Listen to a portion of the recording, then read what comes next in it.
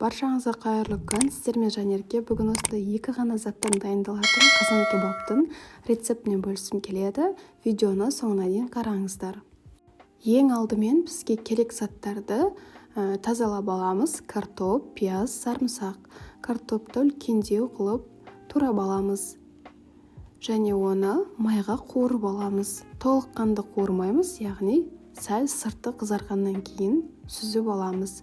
Қуырылып жатқан майға шым-шым тұз қоссаңыздар, майымыз шашырамайды. Біздің картоптың іші шикі, жай ғана осылай сыртын қызартып қуырамыз. Кейін оның артынан етімізді де қуырып аламыз. Етімізді 2-3 секунд қана қуырамыз. Оны майда көп ұстап тұрсақ, қатып қалады. Сол себептен 2-3 секунд қуырған жетеді. Етімізді қуырып болғаннан кейін майдың дәмі мен түсі өзгеруі мүмкін. Ол майды балық қуырғанға сақтасаңыздар болады, ал былайша ол жарамсыз болады. Біздегі етіміз бен картопымыз дайын болды. Ал енді дайындауға кірісейік. Ең алдымен қазанымызға сұйық майды құйып, кейін пияз бен сарымсақты салып қуырамыз. Кейін етімізді салып қуырамыз және татымына қарай тұз бұрыш қосамыз. Кейін еттің сөлі шығады, яғни осындай су шығады. Су шықпаса кішкене су құюға болады.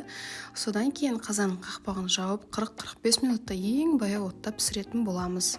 45 минут өткеннен кейін біздің етіміз өте жұмсақ болып шыққаннан кейін картопты да орналастырып, оны да 20-25 минуттың ішінде пісіріп аламыз ең баяу отта. Картоптың барлығы піскеннен кейін біздің қазан кебабымыз дайын болады. Бетін әрлеп, көк пияз қойып ұсынсаңыздар болады. Өте дәмді болып шығады, жасап көріңіздер. Менің каналыма тіркелуді ұмытпаңыздар.